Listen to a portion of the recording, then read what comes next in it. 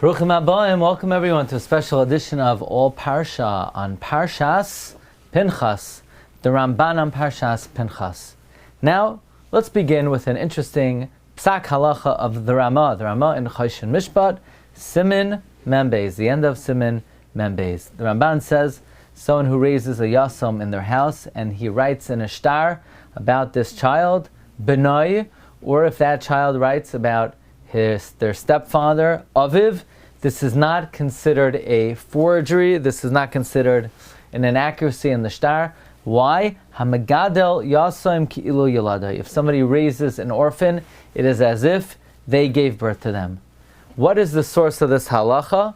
What is the makar that one can honestly refer to a stepchild, as a stepfather, as a father? The Chassam Sofer, in his Chuvas on Even Ezer Siman Mem Aleph, points to a Ramban in this week's Parsha that we're about to learn as the source of the halacha that you can rightfully refer to a stepchild as a child and a stepfather as a father. We're going now to Parshas Pinchas, Parak Chavav, Pasuk Mem Vav, V'Shem Bas Asher Sarach. The name of the daughter of Asher is Sarach. A very interesting pasuk. It could have said, Ubas Asher Sarach. What does it mean? The name of the daughter of Asher is Sarach. Furthermore, Sarach was one of the only females listed in the count in Parshas Pinchas. Why was she specifically listed? So the Ramban begins by citing Rashi. The Ramban says, Lefisha Haisa Bachayim, because she was still alive. She was the daughter of Asher and she was still alive. She lived all the way until now, at least 250 years.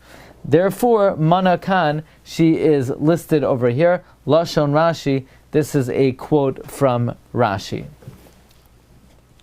Now, the Ramban continues, Ve'unklos Tergem. However, Unklos extends, in other words, according to Rashi, the reason she's listed is because of her unusual lifespan. Unklos is Matargem. Now, we don't have this version of Unklos. Our version of Unklos is V'Shum Bas Asher Sarach, the name of the daughter of Asher Sarach. But in the Ramban's edition of Unklos, it's translated V'Shum Bas Itas Asher Sarach, the name of the daughter of the wife of Asher Sarach. What does this mean? Neskavin Bazel Loimar. What the Unklos has intends to mean is Ki Hoisa Bas Yareshes Nachala, that he had a daughter who would be a daughter who inherits. Normally a daughter doesn't inherit, but if a daughter is an only daughter, she does inherit her father. Neskavim bezel loimar, ki hoisa bas yereshes nachala.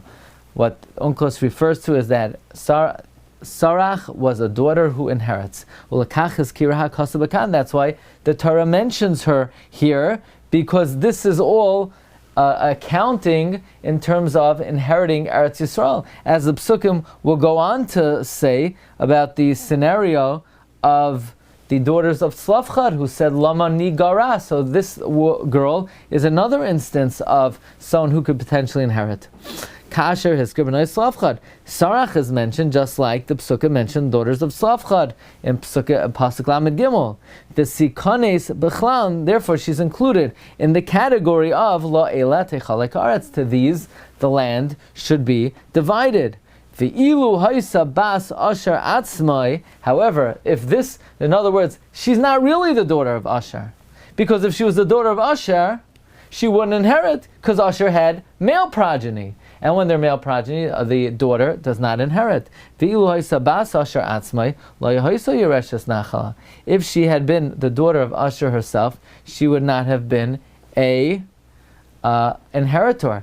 Asher had male descendants. Bas Ishtai. She was the daughter of his wife, Me'ish Acher, from another man, Ashalo Hayalaben, who did not have a son, and therefore his inheritance went to his daughter. Now, the question that is raised by the Rishonim, namely the Dasakenim and the Tur, is, who is this guy exactly from Shevet Asher who had a daughter and has no sons? Because we know all the people from Asher. who is this son, this man from Asher? Because if he wasn't from Asher, she would not inherit from Asher. Who was this person that we don't know his name, that had a daughter and had no sons? This is the question of the Mefarshim. The Torah says, "Ve'eni meivin devarav, ki mi haya ha'ish ha'achar shesarach chaysa bitay v'yarsha mikaychay v'loi hayu b'yardei Mitzrayim." So the Sefer Kor Zahav offers the following potential answer. He says it could be from the sons of Asher, that Asher had a son from his first wife, who gave birth to Sarach, and then this man died, and then Asher married his daughter-in-law, and had the children mentioned in the pasuk, and Sarach was his granddaughter. Okay, but be it as it may, it's sort of a mystery. Who exactly was the father of Asher who died? Now, based on this pshat, the Ramban says that this would explain a few nuances of language here in the psukim. V'yia tam v'serach achoisam. If you look in Bereshis Memvav Yud Zayin, it says the names of Asher's sons: Imna, Ishva, Ishvi, Bria, and V'serach achoisam, and Serach their sister. Why does it say V'serach their sister? It should say Serach his daughter. The answer is Ki hoisa achois banav. She was the sister of his sons, Loi Bitoi, but not his daughter. She wasn't his daughter. Ulakach Amar. That's why it says V'shem Bas Asher, the name of the person who people considered the daughter of Asher, but really wasn't his daughter, Sarach. V'loyomar, it doesn't say Ubas Asher Sarach, the daughter of Asher Sarach. Loyomar, that's to say Ki Haya Shema Bas Asher. Her name was daughter of Asher. V'nikrei Sarach, but she was really called Sarach. Now, says the Chassam Sofer, from this Ramban, we see that it is still correct to refer to one's stepdaughter as a daughter, because it says V'shem Bas Asher, even though she wasn't the daughter of Asher, the Torah calls her Serach Bas Asher. So this would be a support for the psak of the Ramah in Choshen Mishpat, Siman Mem Beis, that somebody who raises a Yasam can refer to that Yasam as his daughter or son, and they can refer to him as their father. Says Ramban, if we're going to say like Rashi that she's still alive, this woman would be like the daughters of Slavchad for inheritance. And if she died, then her family will take on her account. So this is a second pshat. The first pshat is like Rashi. The reason why Sarach is enumerated is because she was still alive. The second pshat is because she was the daughter of Asher from his wife, and she was enumerated because she's a Bas Yoreshes Nachala. And then the Ramban offers his own pshat, but according to the simple interpretation, Hayola Mishpacha Gedoyla. The reason why Sarach was enumerated is she herself had a large family, and therefore Tikarei Ashema. And it was referred to her by her name, because Ramban has a principle that the progenitors of large families took on the name of the progenitor, and she produced a large family. She was included in the general category of these are the families of the children of Asher according to their count. The Torah did not want to place the lineage by her, to say l'sarach mishpacha sarach, because lineage is not determined by matrilineal descent.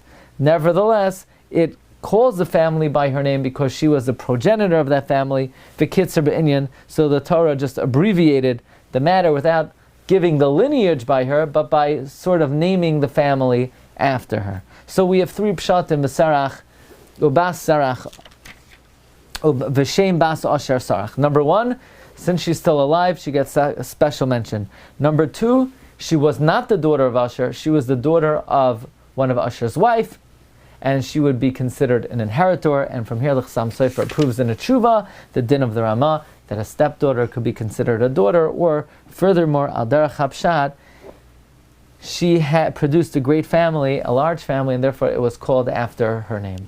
Okay, wishing everyone a wonderful night, a wonderful week ahead. Parshas Pinchas, haba alinu l'taiva.